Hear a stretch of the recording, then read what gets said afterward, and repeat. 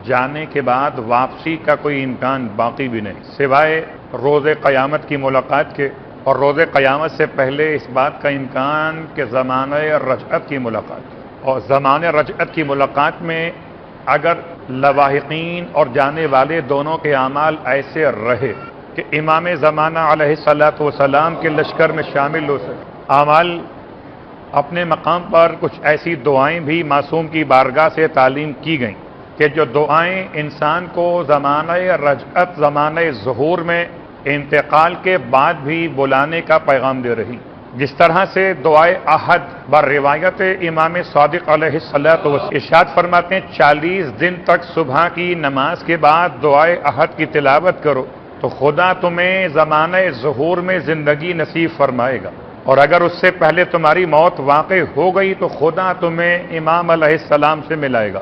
اور اس میں وہ الفاظ بھی موجود کہ پروردگار اگر امام کی آمد سے پہلے میری موت واقع ہو گئی تو پروردگار مجھے میری قبر سے ایسے اٹھا دینا کہ کفن میرا لباس ہو، نیزے کی نوک چمکتی ہوئی ہو، تلوار نیام سے باہر ہو، اور خدا کی طرف بلانے والے کی جواب میں لبیک کہتا ہوا اپنی قبر سے پہنچا دیا جاؤ۔ تو ملاقات حالت خواب میں ہو سکتی ہے مرحوم سے، اگر چاہیں ورثہ، اور خدا بھی چاہے ہو سکتا ہے کہ خواب کے ذریعے سے ملاقات، زمانہ رجعت کی ملاقات، ورنہ قیامت کے میدان کی ملاقات۔ ملاقات کی اہمیت سے زیادہ اہمیت اس بات کی ہے کہ جانے والا آپ سے راضی رہے، اور آپ جانے والے کو دو کاموں میں یاد رکھیں، ایک کا نام ہے دعا اور ایک کا نام ہے صدقات۔ جیسے سرکار ختمی یہ مرتبہ صلی اللہ علیہ وآلہ وسلم کے فرماتے ہیں ارحموا موتاکم، اپنے میتوں پر رحم کیا کرو، بالصدقہ والدعا، یا وہ دو جملے جو جناب سیدہ فاطمہ الزہرا سلام اللہ علیہا نے مولا کائنات سے وصیت میں ارشاد فرمائے تھے کہ میرے چچا کے بیٹے، اے حسن کے بابا، میرے دفن کیے جانے کے بعد آپ میری قبر پہ ضرور آئیے گا اور دو کاموں میں مجھے یاد رکھیے گا، پہلا کام دعا اور دوسرا کام تلاوت قرآن مجید۔ جتنا بھی ممکن ہو اپنے گھر سے بیٹھ کر ایصال ثواب کا عنوان، قبرستان میں جا کر یہ اپنے مقام پر کہ آج قبرستان میں جانے والا کچھ ایسے اعمال انجام دے رہا ہے کہ جن کا تعلق ثواب سے نہیں ہے، محبت سے ہو سکتا ہے مگر ثواب سے نہیں۔ گلاب کے پھولوں کو قبر پہ ڈال دینا محبت کی علامت ہو سکتی ہے، اچھا لگتا ہے، لیکن تعلق ثواب سے نہیں ہے۔ ثواب سے تعلق کہ انسان سرہانے کھڑا ہو جائے اس طریقے سے کہ قبلہ رخ ہو، یعنی جس طرف مرحوم کا چہرہ اس طرف آپ کا چہرہ، پھر سرہانے کھڑے ہو کر الحمد کی تلاوت، سورہ انا انزلنا 11 مرتبہ، سورہ اخلاص 3 مرتبہ، آیت الکرسی 1 مرتبہ، سورہ ملک 1 مرتبہ، سورہ یاسین 1 مرتبہ۔ الگ الگ روایتوں نے یہ تمام تر تلاوت کے ثواب کو بیان کیا۔ رہا مسئلہ پانی کے چھڑکنے کا، تو پہلی مرتبہ تو پانی چھڑکنا مستحب قرار دیا گیا، البتہ بعد میں پانی کا چھڑکنا مستحب قرار نہیں دیا گیا، آپ چھڑک سکتے، کوئی حرج نہیں۔ انگلیاں گاڑ کر سورہ انا انزلنا کی تلاوت پہلی مرتبہ کے لیے، اور بعد میں بار بار جانے والوں کے لیے تو خالی قبر پر ہاتھ رکھ کر بھی فاتحہ پڑھ لینا کافی۔ یہ اپنے اپنے انداز سے انسان ثواب کو حاصل کر سکتا۔ صرف ایک جملہ اگر آیت الکرسی پڑھ کر آپ نے ایصال کیا تو پورے قبرستان میں جتنے بھی لوگ ہیں پروردگار سب کو بخش دیتا ہے۔ آیت الکرسی پڑھ کر اگر آپ نے ایصال ثواب کیا تو یاد رکھیے قبرستان میں جا کے ملاقات کا ایک انداز ہے، ہم نہیں دیکھتے اہل قبور کو مگر اہل قبور ہم کو دیکھتے اور ہماری آواز بھی سنتے۔ امام جعفر صادق ارشاد فرماتے کہ جایا کرو قبرستان کے اندر، اہل قبور تمہیں دیکھ کے تمہاری آمد پر خوشی محسوس کرتے ہیں۔ جب کوئی بیٹا باپ سے ملنے آئے، جب کوئی بیٹی ماں سے ملنے آئے تو باپ کی خوشی کا عالم اور ماں کی خوشی کا عالم کیا ہوتا ہے، اور اگر خالی ہاتھ آئے تب بھی ماں اور باپ خوشی محسوس کرتے، اگر کچھ تحفے لے کر آئے تو کیا کہنا، اور تحفے صرف ماں باپ کے لیے لائے تو تب بھی ماں باپ خوش ہوتے، اور اگر تحفے ایسے لائے جو ماں باپ کہیں اور بھی بانٹ سکتے ہو تو ماں باپ اور خوشی محسوس کرتے۔ تو قبرستان جانے والا صرف اپنے والدین کو یاد نہ کرے بلکہ قبرستان میں جتنے لوگ دفن ہیں ان تمام کو ایصال ثواب میں شامل کر لے تو کم از کم یہ رہتا کہ پھر سارے اہل قبور اس آپ کے میرے والد یا والدہ سے کہتے تمہارا بیٹا دوبارہ کب آئے گا، اس مرتبہ تو آیا تھا، ہم سب کے لیے تحفے لے کر آ گیا۔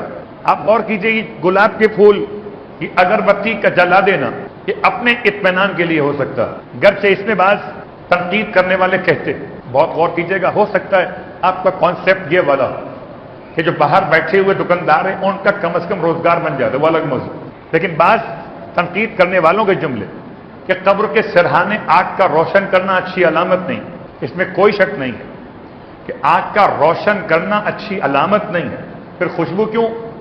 تاکہ ماحول کو معطر کیا جائے۔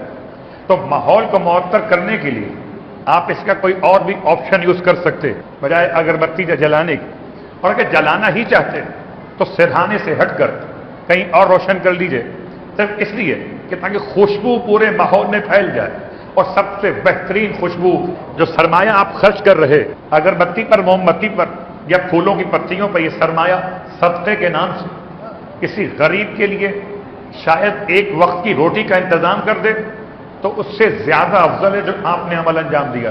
بات بڑی آسان سی ہے، صرف کانسیپٹ ہونے چاہیے کلیئر، کہ اگر آپ کی نیت یہ تھی کہ باہر بیٹھا ہوا دکاندار جو پھول بیچنے والا ہے، اگربتی بیچنے والا ہے، اگر ہم نے نہ خریدا تو اس کا روزگار بند ہو جائے گا، اس خیال سے آپ نے خرید لیا، تو اب چاہیں آپ جلائیں کہ نہ جلائیں، اب پھول رکھیں کہ نہ رکھیں، آپ نے انسانیت کی خدمت تو وہاں کر دی، لیکن یہ بات یاد رکھیں کہ قبر میں نماز بھی داخل ہوتی ہے، قبر میں روزہ بھی داخل ہوتا ہے، قبر میں حج بھی داخل ہوتا ہے، اور سب سے اہم ترین جملہ جو امام نے ارشاد فرمایا اپنے انتقال کر جانے والوں کے لیے، صدقہ، اور اسی صدقے کے جملے کو سرکار ختم یہ مرتبہ صلی اللہ اس طرح سے بیان فرمایا، ایک روٹی کا لقمہ، ایک روٹی کا لقمہ بھی صدقہ ہے، ایسا لقمہ جسے آپ نہ کھانا چاہیں، کسی حیوان کے آگے ڈال دیا جائے۔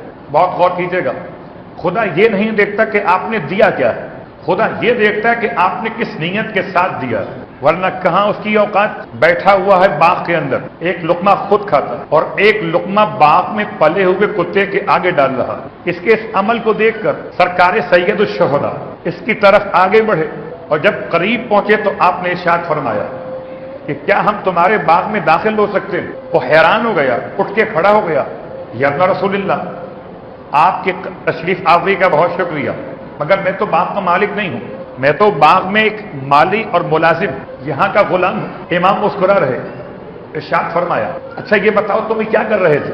ایک لقمہ خود کھا رہے تھے، ایک لقمہ اس کو ڈال رہے تھے۔ کہنے لگا مولا سے کہ میں نے آپ کے جد کا فرمان سنا، اگر کوئی غلام بھی حدیث سن کے عمل کر لے اور کہاں پہنچ جاتا، اور ہم سادات ہو کر اہل ایمان ہو کر حدیث ایک کان سے سنیں ایک کان سے نکال دیں، تو کیا مولا نے فضولیات میں فرما دیا تھا؟ یہ ہمارے نزدیک آج کل کسی سائنس کے اسکالر کا جملہ تو بڑا قیمتی ہو اور معصوم کا فرمان قیمتی نہ ہو، تو ہم کلمہ کس کا پڑھ رہے ہیں اور کس کی بات کو وزنی خیال کر رہے ہیں؟ اللہ اکبر۔ غور کیجئے گا، بڑی عجیب سی مثال تھی کہ جب امام نے اس سے سوال کیا، جواب دیتا ہے کہ مولا میں آپ کے جد کا فرمان سنا تھا۔ کیا فرمان سنا تھا؟ افضل الاعمال بعد الصلاۃ ادخال السرور فی قلب المومن، کہ نماز کے بعد سب سے افضل ترین عمل کسی مومن کے دل تک خوشی پہنچا دینا۔ کبھی غور کیجئے اپنی حالت پر، ہماری اور آپ کی حالت ہی ہو چکی کہ ہم کسی کو تکلیف پہنچا رہے، خوشی پہنچانے پر تیار نہیں ہیں، بلکہ اگر کوئی خوشی محسوس کر رہا ہو تو اس پر تبصرے کرتے، گمان قائم کرتے، اچھا مال کہاں سے آیا ہے، لگتا ہے نمبر 2 کام کر رہے، یہ کیا ہے؟ یہ سوء ظن ہے، نہ آپ نے دیکھا نہ آپ نے سنا، بس آپ کی جیلسی کو اس حد تک انسان کو بیمار کر دیا کہ اس کی کامیابی آپ کو پریشان کر رہی ہے۔ ایک چھوٹی سی مثال یہاں دیا کرتے ہیں علماء کہ اگر کسی کی کامیابی دیکھ کر آپ نے ریئیکشن دینا ہو تو اچھا ریئیکشن کیا ہو سکتا؟ میں حدیث نہیں پڑھ رہا، ایک مثال قائم کر رہا کہ اسکول کلاس کے اندر استاد نے، پہلے ہوتے تھے تختہ سیاہ بلیک بورڈ، اس پر سفید چاک سے لکھا جاتا تھا، اب وائٹ بورڈ آ گئے، اس پر بلیک مارکر سے لکھا جاتا ہے۔ ایک لائن ڈرا کی استاد نے، اور ڈرا کرنے کے بعد کہا کہ آپ میں سے کوئی ہے کہ جو آئے بورڈ کے پاس اور اس لائن کو چھوٹا ثابت کر دے، اس لائن کو جو میں نے کھینچی ہے اسے چھوٹا ثابت کر دے، اسے مٹائے بغیر، نہ رائٹ سے نہ لیفٹ سے، چھوٹا ثابت کرنا۔ سارے طلباء پریشان تھے کہ استاد کے سوال کا جواب کون دے۔ ایک طالب علم اٹھا اور قریب آیا، اس نے استاد سے قلم لیا اور ایک لائن اس سے بڑی ڈرا کر دی، استاد کی لائن جو تھی اس سے بڑی لائن ڈرا کر دی۔ کیا مطلب کہ تم نے اگر اس کو چھوٹا ثابت کرنا تھا تو ایک طریقہ تو یہ تھا کہ تم اس کو مٹا کے رائٹ سے یا لیفٹ سے، تم نے ایک اس سے بڑی لائن ڈرا کر دی۔ اس کا مطلب اگر کامیاب انسان کے مقابلے پر میں کچھ ریئیکشن دینا چاہتا ہوں تو کوئی ایسا کام کروں جو مجھے اس سے بھی زیادہ کامیاب لوگوں میں شامل کر دے۔ یہ جیلیسی، یہ سامنے والے کا عمل دیکھ کے پریشان ہو جانا، اللہ اکبر، عجیب بات ہے۔ مال دنیا میں تو مقابلہ ہے مال آخرت میں مقابلہ۔ اس نے اگر نماز شب پڑھی ہے تو میں نماز شب کے علاوہ نماز نافل فجر بھی پڑھ لوں۔ اس نے اگر ایک مرتبہ تلاوت قرآن کیا ہے تو میں 2 بار کر لیتا ہوں۔ اس کا مقابلہ نہیں ہو رہا، مقابلہ تو مادیات میں ہو رہا ہے۔ بات کہاں سے کہاں تک پہنچی؟ افضل الاعمال بعد الصلاۃ ادخال السرور فی قلب المؤمن۔ سرکار ختم یہ مرتبہ صلی اللہ علیہ وسلم کہ جس کو وہ غلام پیش کر رہا ہے مولا حسین کی بارگاہ مقدس میں اس پہ عمل کرنا چاہتا تھا کہ نماز تو میں نے پڑھ لی، اب کسی مومن کو خوش کرنا مجھ غلام کے لیے ممکن نہیں تھا کہ میرا اپنا نہ وقت اپنا نہ مال اپنا، وقت بھی مالک کا اور مال بھی مالک کا، میں تو وہ غلام ہوں۔ تو میں نے اپنی روٹی میں سے ایک لقمہ خود لیا، ایک لقمہ اسے کھلایا کہ مومن کو نہ صحیح تو اللہ کی مخلوق کو صحیح، کسی کو تو خوش کر دوں۔ امام علیہ السلام نے ارشاد فرمایا تو تمہاری کوئی آرزو اور حاجت ہو تو بیان کرو۔ کہتا ہے غلامی ہے، کیا کر سکتا ہوں، باغ میں محنت کرتا ہوں، باغ مالک کا ہے، ساری محنت میری ہوتی ہے اور مال مالک کا ہوتا ہے۔ امام اسے لیے اس کے باغ کے مالک کے پاس پہنچے، باغ کے مالک سے فرمایا اس سے مجھے بیچ دو، میں خریدنا چاہتا ہوں۔ باغ کا مالک مولا کو دیکھ کر بہت خوشی محسوس کر رہا تھا، مولا یہ باغ میں نے آپ کو دیا، اس غلام کو بھی آپ کو ہبہ کر دیا، آج سے یہ میری طرف سے آپ کی غلامی میں چلا گیا۔ امام مسکرائے، فرمایا تم راہ خدا میں آزاد ہو اور یہ باغ آج سے تمہاری ملکیت ہے۔ ایک لقمہ انسان اگر کسی حیوان کو بھی خدا کی راہ میں کھلائے تو انسان غلام سے آزاد ہو جائے اور پورے باغ کا مالک ہو جائے، اور اگر یہی لقمہ کسی کو ایصال ثواب کیا جائے تو اہل قبور فریاد کر رہے ہیں کہ اپنے مقام پر کہ اہل قبور ارواح کب آتی ہیں گھروں پر؟ ہمارے بہت سے خیالات کہ شاید جمعرات کو آتی، 7ویں آسمان سے پہلے آسمان تک آتی، گھر کے مقابل آ کر خیال کر کچھ پرندوں کی شکل میں آتی، ایسا کچھ بھی نہیں۔ ارواح خدا کی طرف سے وادی سلام میں اگر نیک ہے، اور اگر وادی برہوت میں، اس کا مطلب کہ گناہگار ہے۔ آپ اور جو ہم اعمال کرتے اسے فرشتگان پروردگار ان تک پہنچاتے۔ ہاں اگر ہم قبرستان جائیں ملنے کے لیے تو قبرستان میں ملاقات روایت امام جعفر صادق علیہ السلام ارشاد فرماتے کہ تمہارے والدین تمہیں دیکھتے، تمہاری بات کو سنتے، اور چونکہ مقام قبولیت دعا، والدین کی قبول مقام قبولیت دعا، روایت کی روشنی میں اللہ کے حبیب ارشاد فرماتے کہ جو شخص اپنے والدین کی قبور کی زیارت کے لیے جائے خدا اس کے نامہ اعمال میں حج مبرور کا ثواب لکھتا، خداوند عالم اس کے گناہوں کو بخش دیتا، گناہ بخشے جائیں، نامہ اعمال میں حج مبرور کا ثواب لکھا جائے۔ یہ والدین کے قبور کی زیارت کا حوالہ۔ اب اگر دونوں میں سے کسی ایک کا انتقال ہوا تب بھی ثواب اتنا ہی ملے گا۔ اسی لیے سرنامہ کلام میں جو آپ کی خدمت مقدس میں آیت کا انتخاب کیا گیا تھا وہ عظمت والدین اور خاص والد کی عظمت میں چاہوں گا کہ بات کو مکمل کروں۔ اپنے اعمال تو اپنے ساتھ لے کے چلے گئے، اور اپنے پیچھے جو اپنی اولاد کو چھوڑ کر گئے، اپنے پیچھے جو صدقہ جاریہ چھوڑ کر گئے، جو اپنے پیچھے اپنی روش آئے زندگی میں سنت حسنہ چھوڑ کر گئے، وہ مسلسل رہیں گے، ان کے نامہ اعمال میں ثواب کا باعث بنتے رہیں گے۔ اللہ اکبر۔ اب میں یوں کہہ سکتا ہوں کہ ان کی وفات ہے، موت نہیں ہے۔ موت رشتے ختم کرتی ہے، وفات رشتوں کو باقی ہے۔ اس طرح سے رابطہ باقی ہے کہ صدقہ جاریہ، سنت حسنہ اور اولاد صالح کی دعائیں، کہ اگر عظمت والد پہ غور کیجئے تو امام سید سجاد علیہ السلام ارشاد فرماتے ہیں اما حق و ابیک جہاں تک تمہارے باپ کے حق کا تعلق، فتعلم، بس تمہیں چاہیے کہ جان لو اس بات کو، انہ اصلک وانک فرعہ، کہ تمہارا باپ تمہاری اصل اور تم اپنے باپ کی فرع ہو. لولاہ لم یکن، اگر تمہارا باپ نہ ہوتا تو تم بھی نہ ہوتے. امام نے اصل اور فرع کی کیفیت کو، ایک عجیب و غریب سا کیس پاکستان کی عدالت میں قائم کیا گیا، غالباً سپریم کورٹ کا کیس جہاں تک مجھے یاد ہے، اور یہ خبر میڈیا پر اس طرح چلی کہ عجیب و غریب کیس اپنی نوعیت کا پہلی بار کورٹ میں آیا. کیا کیس ہے کہ والد نے اپنے بیٹے کی نسبت سے انکار کر دیا اور باقاعدہ اس کی بنیاد پر نادرہ نے شناختی کارڈ بلاک کر دیا بیٹے کا، کہ باپ نے بیٹے کو بیٹا ماننے سے انکار کر دیا. بہت غور کیجیے گا، یہ تو یہاں کورٹ کی بات تھی، اگر قیامت کے میدان میں یہ ہوا تو کیا ہو؟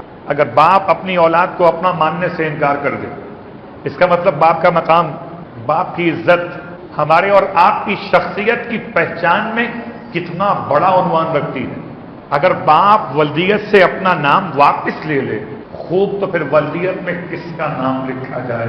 امام کے الفاظ پہ غور کیجئے کہ تمہارے باپ کا حق تم پر یہ ہے کہ پہلے تو یہ جان لو کہ تمہارا باپ تمہاری اصل ہے اور تم اپنے باپ کی فرع ہو. اور اصل اور فرع سمجھنے کے لیے بہت آسان سی مثال، کوئی درخت زمین کے اوپر نہیں رہتا جب تک کہ زمین کے اندر سے اس کا آغاز نہ ہو. جو اندر رہتا ہے اسے اصل کہتے، جو باہر رہتا ہے اسے فرع کہتے. تو دکھائی تو باہر والا دیتا ہے، اندر والا دکھائی دیتا نہیں ہے. لیکن اگر اندر والا نہ ہو تو باہر والا ممکن نہیں ہے. تو اگر باپ نہ ہو تو اولاد کا وجود ممکن نہیں ہے. یہ سنت خدا ہے، ورنہ خدا چاہتا تو آسمان سے بارش کے قطروں کی طرح وجود دے دیتا. خدا چاہتا تو زمین سے پودوں کی طرح نکال دیتا. نہ اس نے اوپر سے برسایا، نہ زمین سے اگایا، اس طرح سے بنایا کہ ایک کو ماں قرار دیا، ایک کو باپ. رہوں ماں کے شکم میں، پلوں ماں کی گود میں، مگر میں ہوں کس کی فرع؟ اپنے باپ کی. امام فرماتا انہ اصلک وانک فرعہ فلولاہ لم یکن، اگر تمہارا باپ نہ ہوتا تو تم بھی نہ ہوتے. پھر ارشاد فرماتے کہ جب بھی تم اپنے اندر کوئی بہترین صفت، کوئی اچھی خوبی محسوس کرو تو تمہیں چاہیے کہ تم اس صفت اور خوبی کو اپنے باپ کی طرف لوٹاؤ. مولا کیا مطلب؟ کہ کوئی صفت ہو نہیں سکتی جب تک کہ موصوف نہ ہو.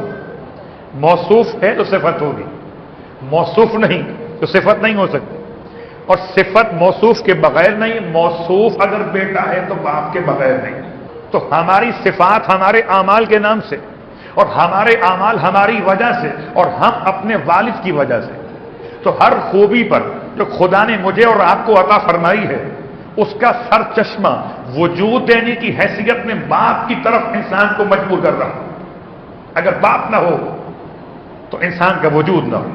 اور رہا مسئلہ باپ کے مقام و مرتبے کے اعتبار سے، گرچہ بہت تفصیل میں جائیں تو بہت ساری باتیں ہو سکتی، لیکن سرکار ختم یہ مرتبہ احمد مصطفیٰ، آپ کے والد جناب عبداللہ ابن عبد المطلب علیہ الصلاۃ والسلام عظیم شخصیت، لیکن جناب عبداللہ کا انتقال اللہ کے رسول کی آمد سے پہلے ہو گیا. اور اتنا پہلے ہو گیا کہ اللہ کے رسول نے جب آنکھیں کھولی اس دنیا میں تو آپ یتیم کہلائے، یعنی دنیا میں آنے سے پہلے یتیم ہو گئے. روایت کا جملہ، خدا اپنے حبیب سے ارشاد فرماتے، حبیب ہم نے آپ پر سے آپ کے والد کے سائے کو اس لیے اٹھا لیا کہ آپ نبوت کے بوجھ کے ساتھ اطاعت والد کا بار اٹھا نہیں سکتے. کچھ تو وزن ہے، اگر کوئی وزن نہ ہو تو ساری امت کا وزن اٹھائے. صرف امت نہیں، ساری انسانیت کا وزن اٹھائے. خالی انسانیت نہیں، عالمین کا وزن اٹھائے رحمت کے نام سے. خدا اسے اس کے باپ سے محروم کر اور باپ کا مقام بتاتے ہوئے محروم کر. اللہ. عام طور پر باپ کی عظمت کو بیان کرنے کے لیے یاد رکھیے کہ باپ کی دعا ایک چھوٹی سی مثال کے ساتھ بیان کر. سرکار سید الشہداء امام حسین علیہ السلام اپنے بیٹے علی اکبر کو دعا دی. باپ کی دعا کا اثر. علی اکبر کا مقام جو آپ کے سامنے ہے، کربلا کی تاریخ میں شہیدوں کی فہرست میں اکبر کا مقام اتنا بلند ہے کہ اکبر اپنے مقام پر ولایت کے اس درجے پر فائز ہیں کہ جنہیں امام زمانہ علیہ السلام اللہ کا ولی کہتے ہیں. اکبر شہزادہ 18 سال کا، باپ کی دعا کا اثر کیا تھا؟ اور باپ نے یہ دعا دی کب ہے؟ بیٹے کی صفات تو آپ کے سامنے ہیں، میں خالی دعا کا موضوع مکمل کرنا چاہوں گا. منزل قصر بنی مقاتل پر جب امام علیہ السلام کا کاروان پہنچا اور امام علیہ السلام ذوالجناح کی پشت پر، ایک لہجے کے لیے آپ کی آنکھیں بند ہوئیں اور اچانک آپ کی زبان مقدس سے آنکھیں کھولنے کے بعد آپ نے ارشاد فرمایا انا للہ وانا الیہ راجعون والحمد للہ رب العالمین. قریب قریب ساتھ چل رہے تھے جناب علی اکبر. بابا کی زبان مقدس سے جملہ سنا 3 دفعہ قریبا، اور آ کے عرض کرتے ہیں بابا جان یہ آپ نے کلمہ استرجا. بیٹا سوال کر رہا ہے باپ سے. امام نے ارشاد فرمایا بیٹا میری آنکھیں بند ہوئیں ایک لحظے کے لیے، میں نے خواب دیکھا کہ کوئی منادی کہہ رہا کہ یہ قافلہ تو آگے آگے بڑھ رہا ہے اور موت اس کے پیچھے پیچھے آ رہی. تو بیٹا میں سمجھتا ہوں کہ ہمیں ہماری شہادت کی خبر دی جا رہی ہے. انا للہ وانا الیہ راجعون، اور چونکہ شہادت والحمد للہ رب العالمین. جناب علی اکبر نے جملہ ارشاد فرمایا بابا اولسنا علی الحق، بابا کیا ہم لوگ حق پر نہیں؟ یہ سوال بالکل ایسے جیسے مولائے کائنات نے رسول خدا کی بارگاہ میں کیا. جب اللہ کے رسول نے مولائے کائنات کی شہادت کی خبر دی تو مولا فرما رہے تھے یا رسول اللہ جب یہ وقت آئے گا تو کیا میرا دین سلامت ہوگا؟ وہی جملہ جناب علی اکبر، الفاظ مختلف ہیں مفہوم ایک ہے. بابا کیا ہم حق پر نہیں؟ مولا فرماتے قسم پروردگار عالم کی عزت ہم حق پر. تو جوان بیٹا باپ سے کہتا بابا پھر اس بات کی کوئی پرواہ نہیں ہے کہ موت ہم پر آ پڑے یا ہم موت پر جا پڑے. اللہ اکبر. اس وقت امام نے فرمایا خدا تجھے ایسی جزا دے جیسے کسی باپ کی طرف سے بہترین جزا بیٹے کو دی جاتی ہے. تو باپ کی دعا کا اثر، بیٹی کی شخصیت. اللہ اکبر. اتنا بلند مقام کہ جہاں امام حسین علیہ السلام کے قدم مکمل ہوئے وہیں سے علی اکبر علیہ السلام کا سرحانہ شروع ہوا. یعنی شہادت کے دن سے لے کر اور رجعت کے دن تک کے لیے سرکار سید الشہداء کے قدموں میں میں الفاظ پلٹ دیتا ہوں، باپ کے قدموں میں بیٹا موجود ہے. کون حسین سے کتنا قریب ہے یہ تو آپ نے 1000 مرتبہ سنا جملہ کہ امام نے سلام کا جواب اپنی ذریعہ مقدس سے دیا اس جوان کو جو اپنے ماں باپ کو زیارت کرانے کے لیے مشکلات برداشت کرتے ہوئے لے کر پہنچا تھا. تو خالی سلام کا جواب اگر حسین دے دیں تو اطاعت گزار بیٹا پھولے نہ سمائے. اس کا مقام کتنا بلند ہے جو حسین کے قدموں میں رہتا ہے. علی اکبر کو بابا کی طرف سے دعا ملی. تو باپ کی دعا بیٹے کے لیے. اور پھر ایک اور شخصیت کیونکہ یہاں پر پہنچ کے ہم کہتے ہیں غیر معصوم کی مثال لائی گئی، یہ تو معصوم کی مثال تھی. تو آئیے غیر معصوم کی مثال آپ کی خدمت مقدس میں بیان کر. بہت عظیم شخصیت شہاب الدین مرشی النجفی آیت اللہ کی منزل پر علم کے اعتبار سے پہنچے ہوئے، عرفان عمل اتنا بلند تر کہ مرشی النجفی کے نام سے آج صاحبان علم مجھ سے بہتر جانتے. اتنی بڑی شخصیت. جب ان سے پوچھا گیا کہ آپ کی کامیابی کا راز اس مقام تک آپ کیسے پہنچے، بعض کہتے ہیں یہ آپ کا اپنا واقعہ، بعض کہتے ہیں یہ آپ کے بیٹے کا واقعہ.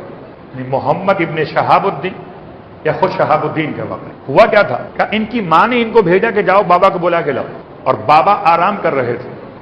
ماں کہتی ہے کھانا تیار ہے بابا کو بلا کے لاؤ، اور باپ سو رہا ہے. ماں کے حکم کی پیروی کرنا ہے اور باپ سو رہا ہے، کرے تو کیا کرے. عجیب کام کیا. یہ بابا کے پاس پہنچے، بابا کو اٹھایا کیسے؟ اپنے رخسار بابا کے قدموں کے ساتھ ملنا شروع کیا. اٹھانے کا انداز دیکھیے. آپ ہلاتے ہیں، آپ پانی چھڑکتے ہیں، آپ آواز دیتے ہیں، انداز مختلف ہو سکتا. بچے نے عجیب کام کیا. اپنے پھول جیسے رخسار اپنے باپ کے تلوے سے ملنا شروع کیا. اور جب کوئی نرم چیز پاؤں سے بار بار مس ہو تو انسان کی آنکھ کھل جاتی. دیکھا تو کھڑا ہوا بیٹا. پوچھا بیٹا، بڑی محبت آئی. کیا بابا ماں بلا رہی ہے، کھانا تیار ہے. پہلے قریب بلایا اپنے بچے کو. سینے سے لگایا اور کہنے لگے پروردگار میرے بیٹے کو مروج دین آل محمد قرار دے رہا. باپ کی دعا بیٹے کے حق میں اتنی بلند تر ہوئی کہ علماء کی صف میں نجف کے علماء میں مرعشی خاندان کو اتنا بلند کیا کہ نجف سے قم تک مولائے کائنات سے سیدہ فاطمہ بنت امام موسی کاظم علیہ السلام تک آغائے مرعشی اور نجف. باپ کی دعا اولاد کے حق. اور جب باپ کی دعا سمجھ میں آ رہی تو باپ کی بد دعا بھی سمجھ لیجیے کہ تاکہ اگر کوئی انسان باپ کی دعا نہ لے سکے تو کم از کم باپ کی بد دعا بھی نہ لے. باپ کی بد دعا کے اثرات کیا ہو سکتے ہیں؟ باپ کی بد دعا کے اثرات میں سب سے سخت ترین اثر جسم کی صحت و سلامتی کا ختم ہو جانا. باپ کی بد دعا کا اثر انسان کا بدبخت ہو جانا. باپ کی بد دعا کا اثر انسان کی جنت اس سے دور ہو جانا. روایت کے روشنی میں پروردگار قبول نہیں کرتا, اور یہاں تک کہ پروردگار قبول نہیں کرتا نہ پروردگار کی حجتیں قبول کرتی. فرماتے ہیں امام محمد باقر علیہ الصلوۃ والسلام, فرماتے ہیں میں اپنے بابا کی خدمت میں موجود تھا. میں نے اپنے بابا کو ایک چاہنے والے کو اس عالم میں دیکھا کہ وہ چاہنے والا اپنے باپ کے کاندھے پر ہاتھ رکھے ہوئے ایسے چل رہا تھا میرے بابا کے سامنے کہ جیسے اس زمانے میں مالک غلاموں کے کاندھے پر ہاتھ رکھ کے چلتے تھے. اب آج کل تو وہ اسٹائل سوائے برے افراد کے اختیار نہیں کیا جاتا. یہ سینہ نکال کر ایک اس کے کندھے پر ہاتھ رکھا, کس کے کندھے پر ہاتھ رکھا. یہ اسٹائل پہلے تھا ان کا جو غلاموں کے ساتھ چلتے تھے تک متکبرین. امام فرماتے ہیں میرے بابا نے جیسے ہی اسے دیکھا اپنے اس چاہنے والے کی طرف سے آپ نے منہ موڑ لیا. پانچویں امام فرماتے ہیں جب تک میرے بابا زندہ رہے زندگی بھر اس جوان سے بات تک نہ کی. جو اپنے باپ کو اہانت کے ساتھ باپ کی توہین کرتے ہوئے رویہ اختیار کرے, زمانے کا امام اس سے بات کرنا پسند نہیں کرتا. اور جس سے زمانے کا امام بات تک نہ کرے شفاعت کیا کرے گا اسے؟ سارے نقصان اپنے مقام پر. اگر زمانے کا امام چھوڑ دے تو آپ کہاں کھڑے ہو جائیں. بس میں نے بات کو مکمل کیا. رب ارحمہما کما ربیانی صغیرا.